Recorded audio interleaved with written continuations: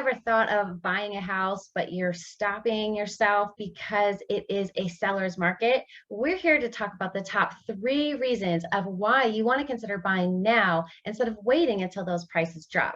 So welcome to another episode of Let's Get Real.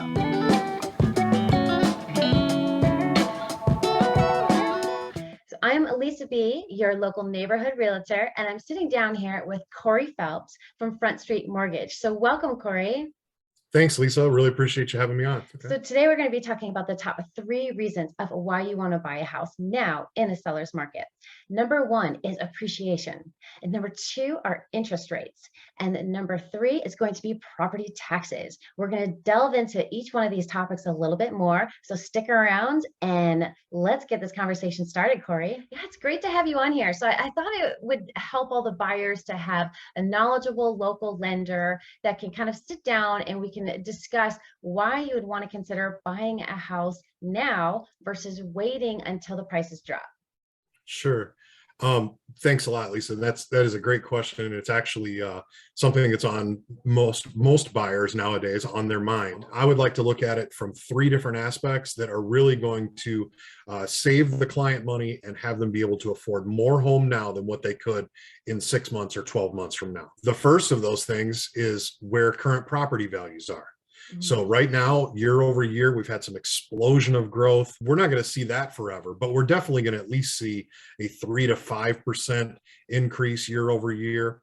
And so what that's going to mean from a buying standpoint is that someone who is buying currently in this market a $300,000 home is, because of appreciation, that home is now going to be 5% more, or that's $15,000 more when they go to buy it a year from now. So that's going to take away $15,000 of their buying power. Then I look at the second piece of that, and that is where interest rates are. And it's great to build that equity.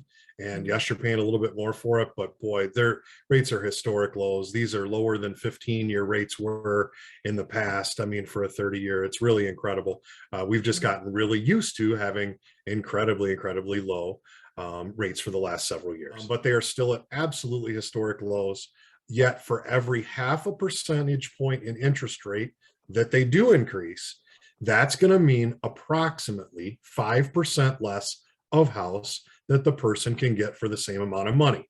So the same example, 300,000 minus 5% means that today a $300,000 house is going to cost you the same as a $275,000 house once rates go up even a 0.5 percentage point. And then lastly is where property taxes are. And this can be a real big thing for people's payments. Property taxes are assessed on an ongoing 2-year basis.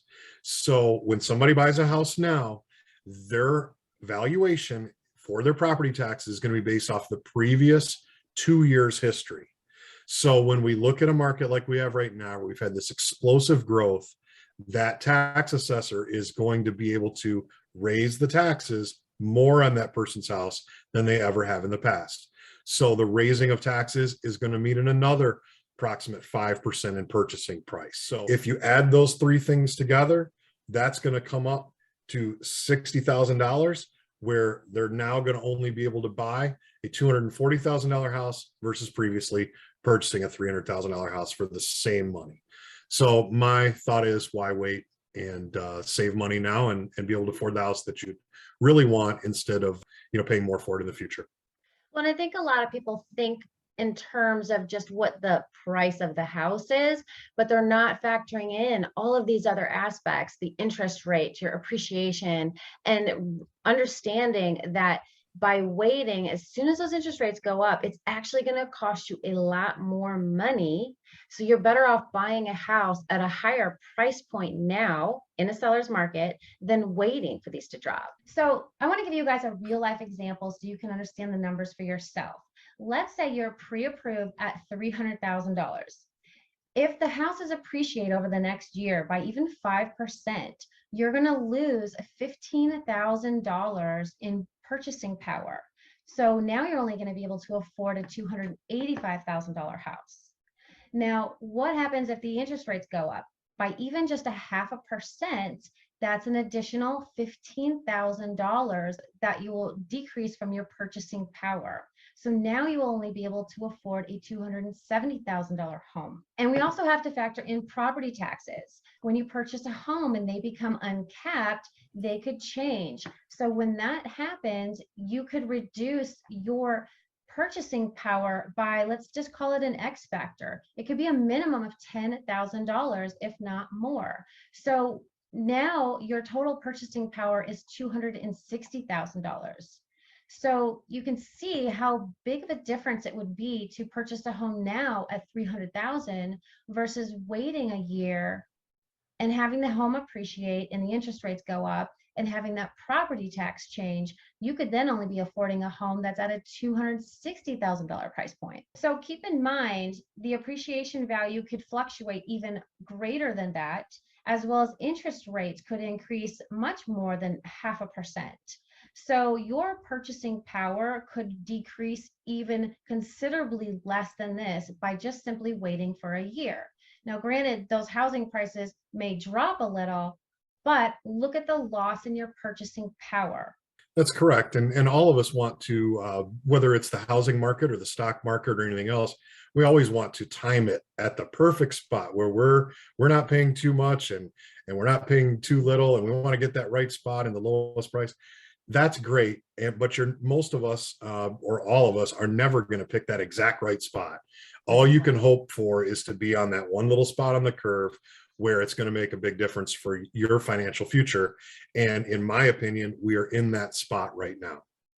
Yeah, I agree. I mean, we're in a really unique situation where it's that perfect spot for both sellers and buyers. And that doesn't usually always happen. So right now, buyers can capitalize on this low interest rate. And I also kind of want to talk about some other things. And I am not a tax professional, so by all means, call your tax professional. But there are other benefits when you purchase a home right now. So things like writing off your interest payments and property taxes. You may be eligible to do that. So definitely reach out to your local CPA and ask them about what other savings you can have when purchasing a home.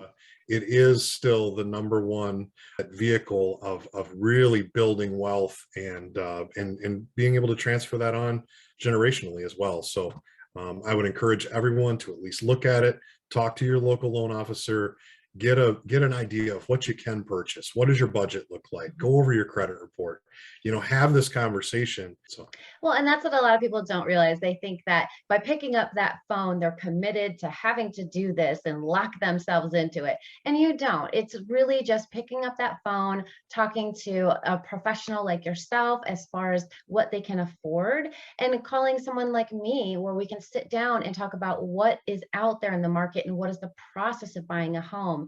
And even if you're thinking of buying a home 6 months or a year out, today is the perfect time to get that conversation started so you are 100% prepared when you are ready to buy that home. that's correct. And that's the key. You hit on something key to the market right now is being prepared. So you have to be ready. You need to know the things that you don't already know. You need to, I always say, kind of rip off the Band-Aid and let's see, how does our credit look? What do we need to improve? Maybe nothing, but there's typically always ways that you can show people to improve certain things, and just really know a good spot of where you're at. And that knowing is power for that buyer.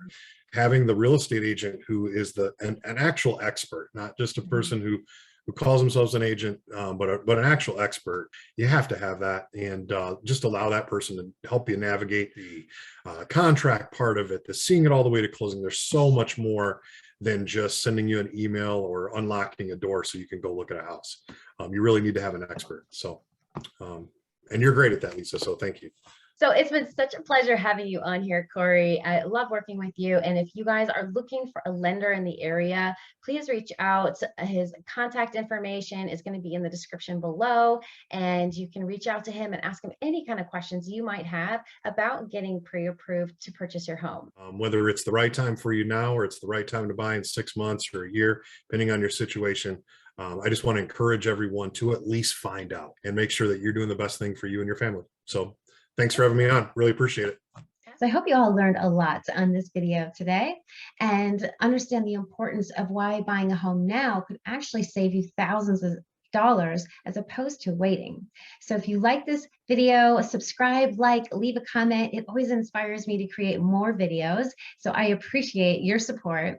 And if you guys have any questions about purchasing a home, pick up the phone, call today, and let's get that conversation started.